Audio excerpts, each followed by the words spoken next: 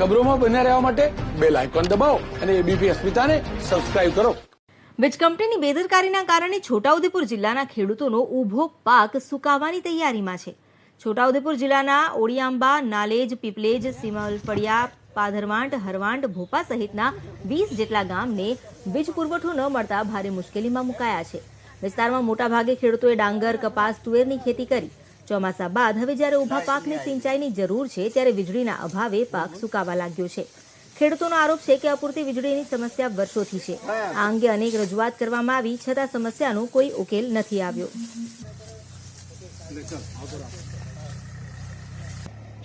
Power અનિયમિત આવે છે અને વરસાદ ખેંચાય તોય પણ લાઇટ આપતા નહીં.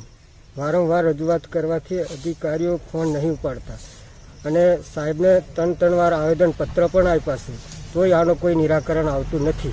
ત્યારે સાહેબ પૂરો પાક બધો નિષ્ફળ ગયો. જ્યારે વરસાદ ગયો એટલે અમારે તો કૂવામાં પાણી છે, બોરમાં પાણી છે, પણ પાવર વગર અમે લાઇટ કઈ રીતે લઈએ? ને આ લાઇટ ના મળી ને એટલે ડાંગર છે ને બધી એ થઈ ગઈ. લાઇટ ઠરકી આવતી નહીં ને કલાક આલે 1 કલાકમાં 10 મિનિટ આલે ને પાછી બંધ કરી દે એટલે મારો પાક ગયો છે, બગડી ગયો પાણી માટે. લાઇટ નહીં મળી એટલે સીમલ ફળિયામાં નવું જેટકો તરફથી નવું સબસ્ટેશનની પ્રક્રિયા હાથ ધરવાની છે.